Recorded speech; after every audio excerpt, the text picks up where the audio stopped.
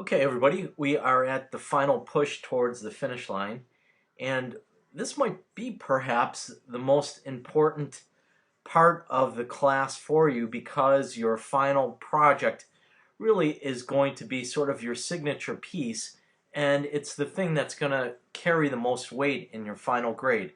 So we really want to spend a lot of time on this and make sure that we try to demonstrate our abilities in their best light here. So all of the things that we've talked about, from technical skill to perceptual skill to aesthetic skill, to creative skill and conceptual skill, we want to be able to apply all of them in this last group of images that we put together.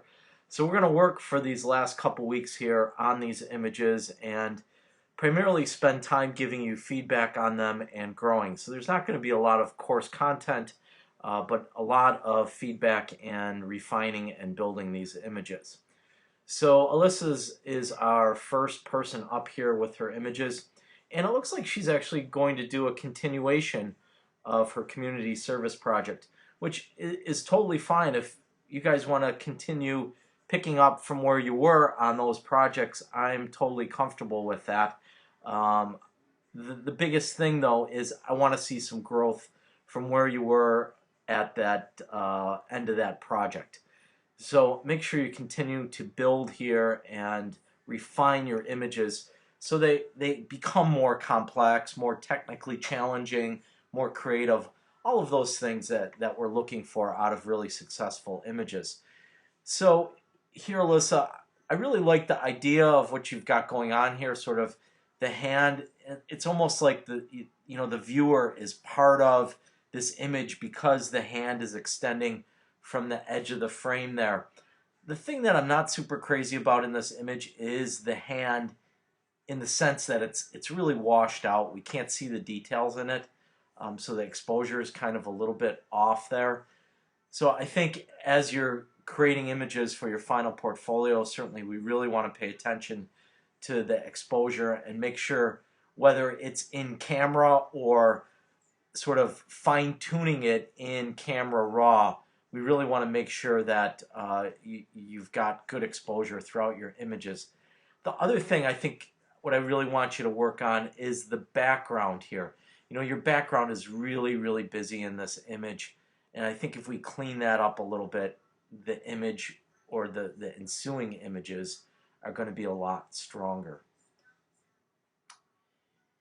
And then the second image that you offered us in this group of images here, I really like this image. I think it's a little bit more complex in the sense that we've got a really nice line that works through here. We have the viewer sort of looking at these letters and kind of wondering what they are. And I think it says a little bit more about this person's experience.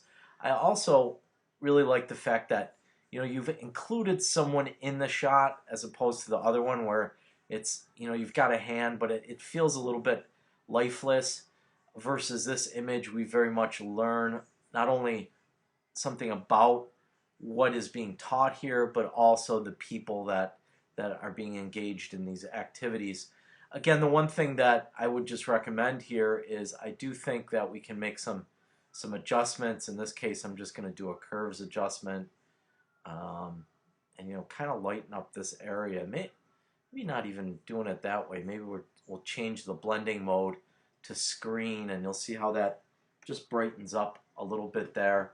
And then I think in this area it went a little too bright, so all we do is take a paintbrush, make sure we've got black in the foreground here, and then just paint across this area, and it's going to remove parts of that mask to make it look like it was earlier.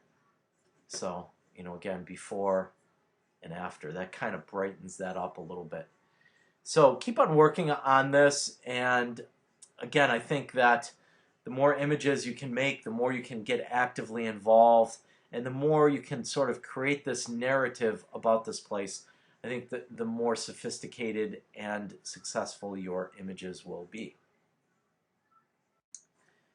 And next up we have Michael's images.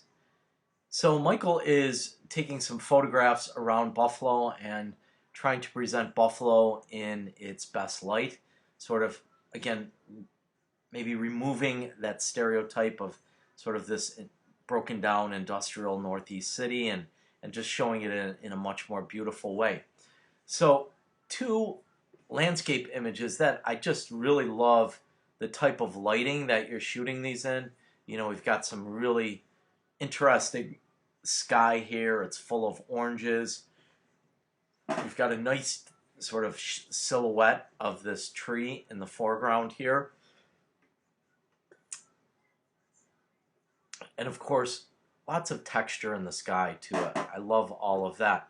Of these two images, I think I prefer this image just because the details are a little bit stronger and a little bit closer to the viewer.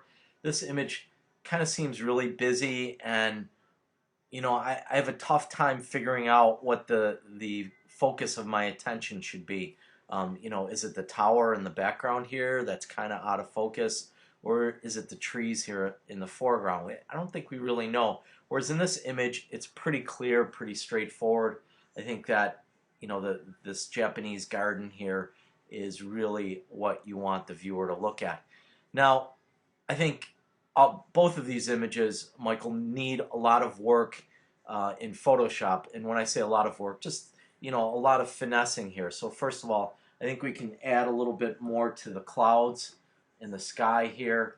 So we do a new adjustment layer, and then we're going to invert it and just brush that back in. And in fact, we can probably do another adjustment layer here, get up into the clouds, and, you know, sort of bring it in maybe a little bit like that.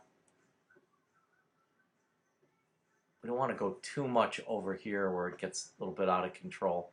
And then I think we need to get some separation here in the details within this little Japanese garden. I think it's great, but you know, maybe if we lighten that up a little bit. So I did a curves adjustment layer and took the little finger tool, grabbed it, and just dragged it upward with my mouse, and it brightens that area up. And then we can kind of darken up the darks a little bit like that. So I think that really brings that out. But what's happened now is I've lost that beautiful sky. So again, we're just going to go in with the paintbrush tool, make sure our foreground is black, and paint that mask off. So remember, this is a layers mask that I'm working with, and especially in the water area here, because I think that's a really important spot in terms of getting that really nice orange color in there. So, you know, you can kind of see before and after. It really brings some emphasis to that area. So definitely keep on working on that. The other thing that I'm just noticing here is your images also are a little bit soft. I think it could be just a little bit sharper and less noisy. So what I'm going to recommend to you, Michael, is that you go out and sign out a tripod from the Media Center, and I want you to shoot all your images on a tripod rather than shooting them handheld. I think when we do that, we can then go in and go to our info here. See, you're shooting at an ISO of 1600, which is really, really, really gonna give us a lot of grain, which, you know, or noise, which we're seeing right there. Whereas if you go in with the tripod, you can use a low ISO, and then correspondingly your shutter setting is going to be really slow. So you're at 1/125th here, which is really good for a long or for a handheld exposure. But if we put this ISO down to like 400 or 200, we're going to get down to like a 1/30th of a second or 1/15th of a second here.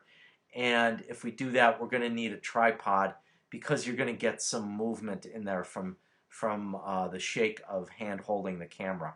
So definitely sign out the tripod for images like this, like these classic landscape type of images.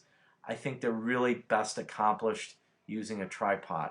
So make sure you do that. Just go up to the Media Center, same place you guys get your cameras, and try shooting with a tripod, and I think you're going to see a huge difference here.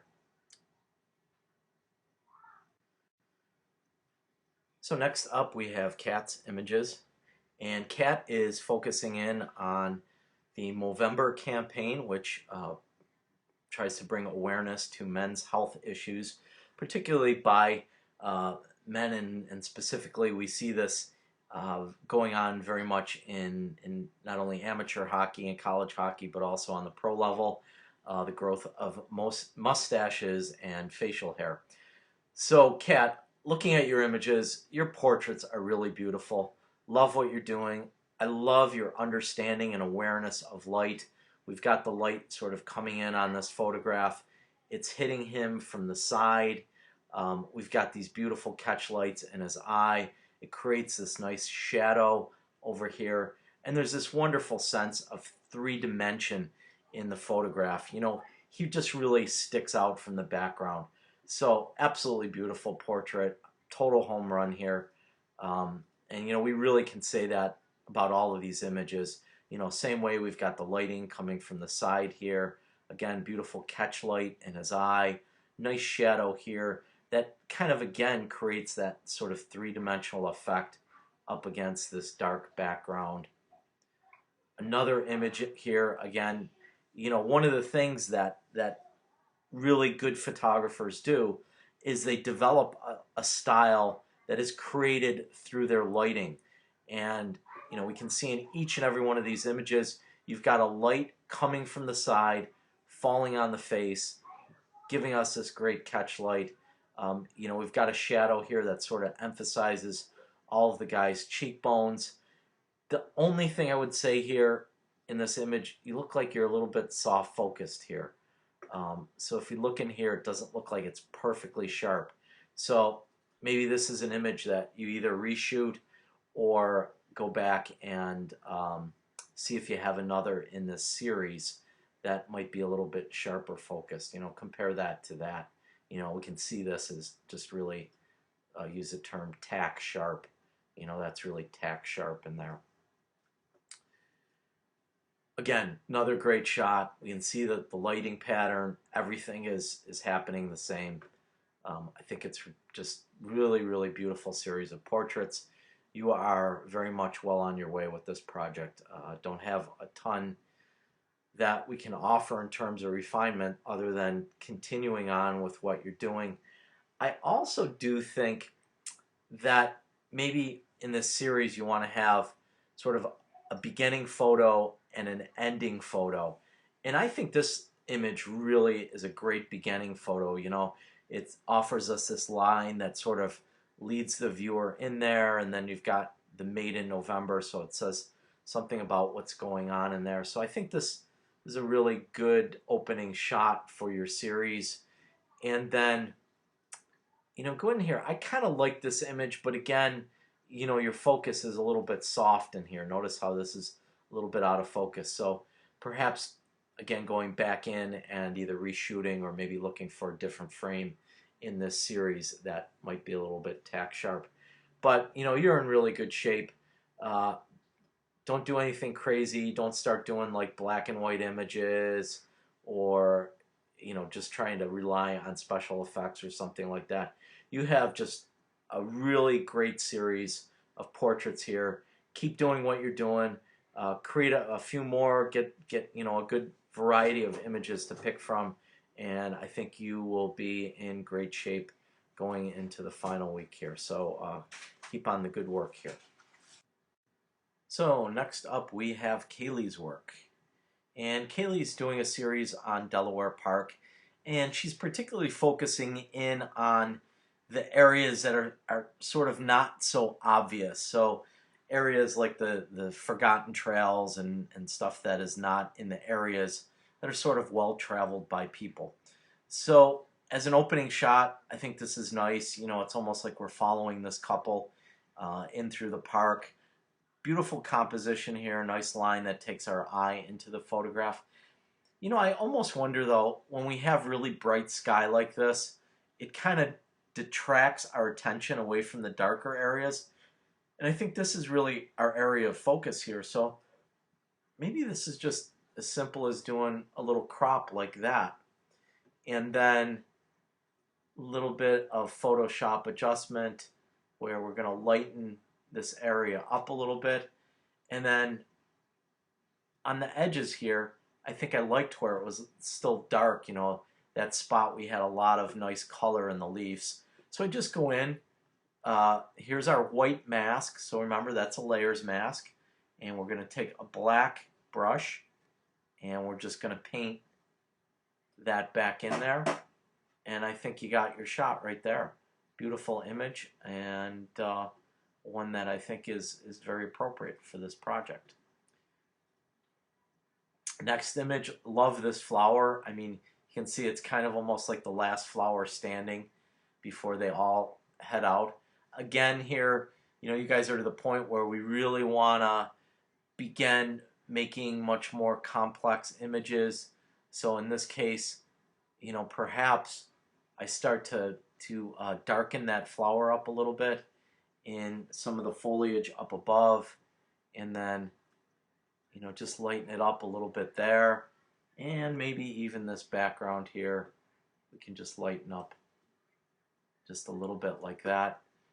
And again, so before, after, now we really bring emphasis sort of to the petals here and the interior structure of the flower, which I think is the really interesting thing here as opposed to what's going on in the background. But again, really strong image. I think that works. I'm not sure if you remember early on in the video here, we're talking about some of Michael's work. Very similar image to one of the ones that he did. I love the light that's going on in this image, but I think we have a tough time kind of finding something for our eye to land on here. I mean, gosh, I would love if, you know, there was a duck or something swimming, or, you know, a bird landing in the water, or, you know, I know this isn't realistic, but someone on a canoe there or something like that. Something just to sort of, you know, be the focus of our attention in an image here. In this image, it's almost kind of like the trees are blocking us from really seeing what's behind them. So if I was going to edit out an image, this probably would be one of the ones I'd edit out. And this one, you know, it's a beautiful image, wonderful composition. You've got the nice diagonal lines here that lead to something where our eye kind of goes to or lands on. Works really well. My only thing with this image is your project, you're talking about sort of the off the trail or off the common areas. And this kind of seems like one of the really obvious areas in Delaware Park, you know, right in front of the lake there, in front of the casino. So, you know, again, I'd probably push this over into the maybe pile as opposed to the first two, which I think were definite in for the final project. Another one, really solid image. Again, taking it from a really unique vantage point, it kind of brings the viewer down to pavement level here, and we start to see not only the texture in the pavement and the ground, but also the texture in the leaf here. The one thing we want to do is you do have sort of a tilted frame here, so we can go in using our crop tool. We can just kind of straighten this image up a little bit, just like that, and just bring it over there a little bit. And then I think you got a winner. So again, I think that's a keeper. Oops, that was your first shot. And similarly, I like this image a lot. But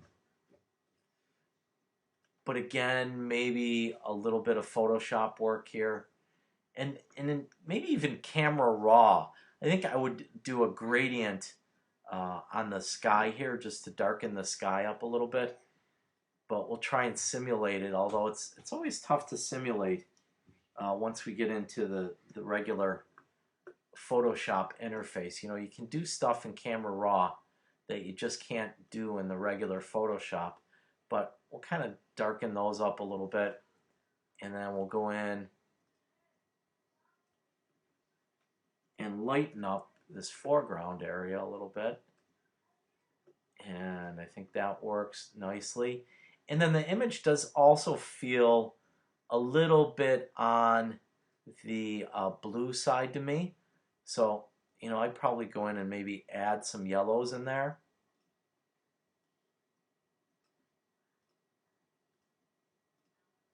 and I'm just selecting a color balance layer, and I probably went a little too far with my yellows, but maybe like that. Notice like how that color now is really popping for us, whereas here it kind of looks blue.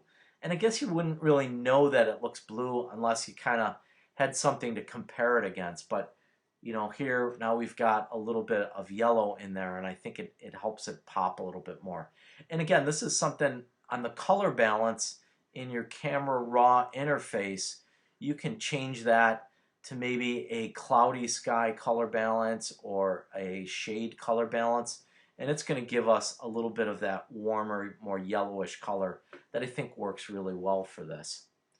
So I think that's it. Yeah, that's it on all your images so far. So, I think again you're in pretty good shape here. You've got about 4 or 5 solid images. So if you just kind of continue along here and try to build a narrative, tell us a story about this park, and avoid the obvious, because quite frankly, I see a lot of images from Delaware Park here, and it is a place that is prone to cliche photos. So see if you can kind of avoid the cliches, find the unique little corners of the park, which there are tons of them, and keep working at this, and I think you'll have a really strong final project. And next up we have Andrea's work. So she is going to do portraits of all the different important people that she's met over her time at Canisius. So it is definitely going to be a people-driven body of work. And the first image here, we've got, I believe you said his name was Michael, and he's sort of, in the wooded area over at the lake there. And I think the background's really beautiful here. It's nice and dark. It allows him to sort of pop out of that background, or come out of the sort of busyness of what's going on behind him.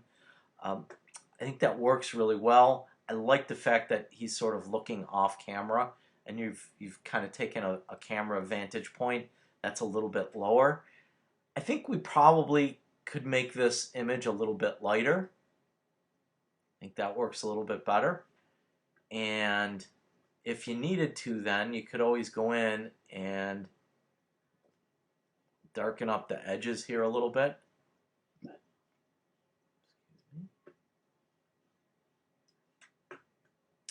I think that works really well. The one thing I just want to call your attention to here is he is definitely out of focus. Notice how your leaves in the background look like they're in focus, and he is out of focus. So I suspect what happened, Andrea, is your autofocus locked onto the background rather than onto him. So as you're going through and picking your images, just want to make sure that you pick ones where your subject is in good, clean, sharp focus. So pay really good attention to your autofocus and where it locks onto. And then your second image, I love this image. I only have one thing that when I point it out to you, I'm sure you're going to start laughing. When we're doing portraits, we've got to be really, really cognizant or aware of what's going on in the background behind our subjects. And in this case, these like little, are they logs in the background or pieces of wood? It looks like they're growing out of his head, sort of like deer horns. So, I think in this instance, it doesn't really work really well because of that. Now, we certainly could go into Photoshop. I'm going to do this really quickly, but you could be much more obsessive about it and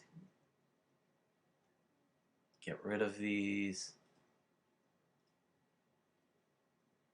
So I'm just making a selection around each one of these objects, going under Edit, Fill, and then when the fill comes up, for you guys it's probably going to be defaulted at foreground color.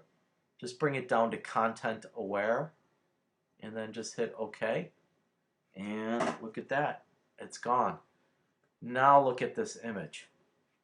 Much better. Doesn't look like he is got two horns growing out of his head. So be aware of your background. Try and make the background, especially behind someone's head, very clean and clear. You know, avoid branches, bushes, trees, stuff like that. Anything that's going to look like it's, you know, quote unquote, growing out of a person's head. And of course, you know, one of the other ways to get rid of that is make your background go soft and out of focus. And the way we could do that is by shooting at a low aperture value and getting a lot closer to your subjects. If you noticed early on in the video in Kat's images, she's much tighter to her subjects. Because she's much tighter, much closer to her subjects, the background just naturally goes out of focus. So if you remember way back to, I think it was module 4 or 5, where we talked about depth of field and how lenses and proximity to your subject affect how that background is going to render in an image. So keep that in mind as you create the rest of your images, and keep working on this, and I think you'll have some good images. And next up we have Alexis's work. And Alexis is going to do, you know, what I think is just a very classic photojournalism essay. When I think back to sort of the history of photography and images that are very meaningful, I think some of the most powerful images have been during the 1960s and the early 70s, when both civil rights and the war in Vietnam were being heavily protested throughout this country.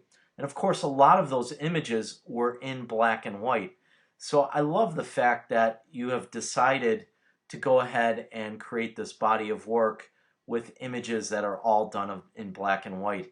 It really sort of is a nice nod to the past and alludes to all these other great documentary type of photography projects that are very critical in the history of photography. So great job with that, great decisions and choices, and I think you've got an excellent topic here moving forward.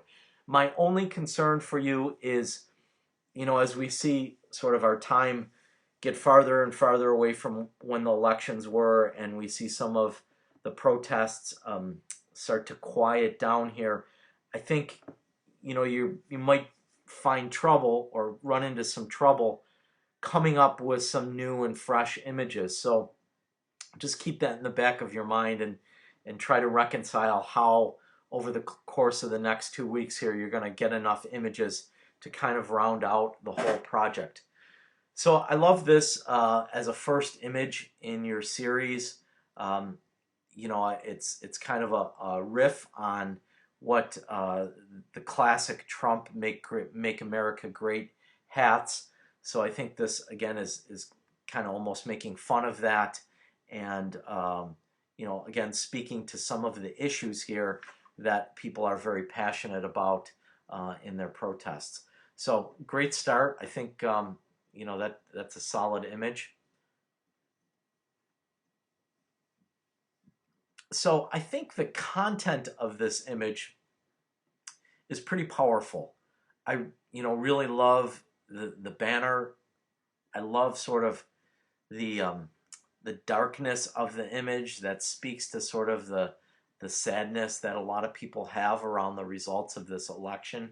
So that certainly works for me.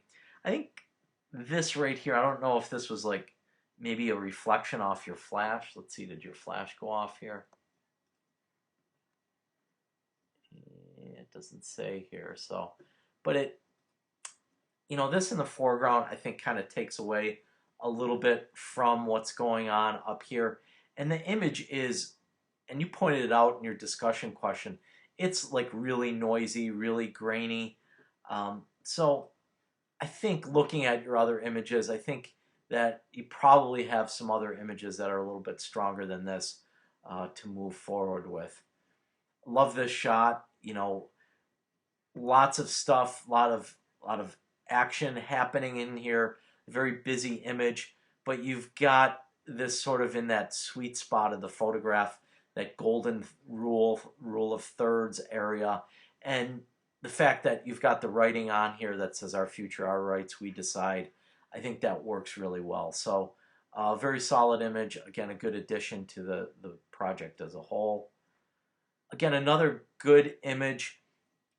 Image maybe is a little bit dark here. Maybe we could lighten this up just a teeny bit. Again, sort of doing something like that. And I think that image pops just a little bit more. Yeah, I like this. I really like the fact that, you've got sort of this yin and yang here. You've got all the traffic coming one way and all the protesters sort of pushing back against it the other direction. So I think it works. Maybe I'd like to see more of this sign. And it does look a little bit out of focus. If we zoom in here, I think it looks a little bit out of focus. I even love the photographer here that you've got sort of capturing the other side of it there. So I think good idea here, but execution is just a little bit off, a little bit soft focus, not entirely crisply focused. It seems like here is where your sharp focus is in the background rather than your foreground. So let's get that cleaned up as we create more images. You can see how here this image I think is a much stronger image from a technical perspective. Again, your focus is very sharp in here. Again, maybe just lighten this image up just a teeny bit. Something like this.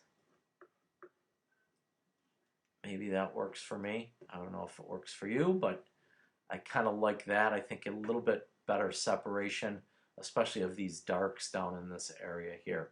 But solid photo, that one I think is definitely a keeper. This one, I think it really adds to the narrative. You kind of need a closing image, and I feel like this, again, could be that type of closing image. It is, again, pretty dark, so whether you're working in Camera Raw or actually right in the Photoshop interface, in either case, I think you got to lighten these two protesters up a little bit.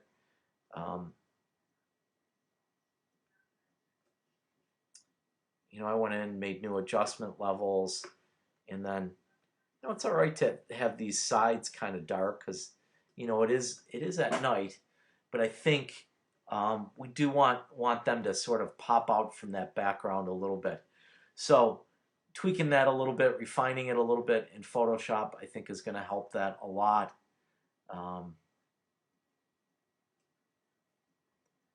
And then once you do something like this, I think that you've also probably need to look at your raw file and see if you can get in there and adjust some of this noise.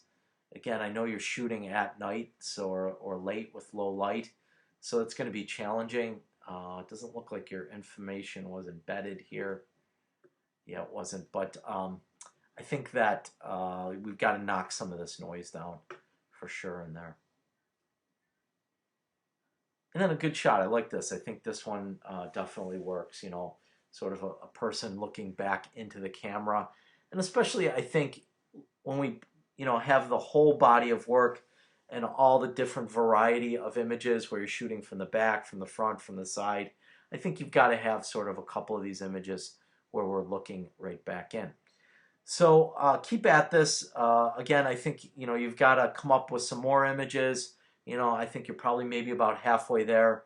So keep looking for stuff and keep your eye out for some other protests that might be happening as we go along in the next week or week and a half here, and see if you can come up with a few more images to kind of fill out this project and build out that narrative that you're making here.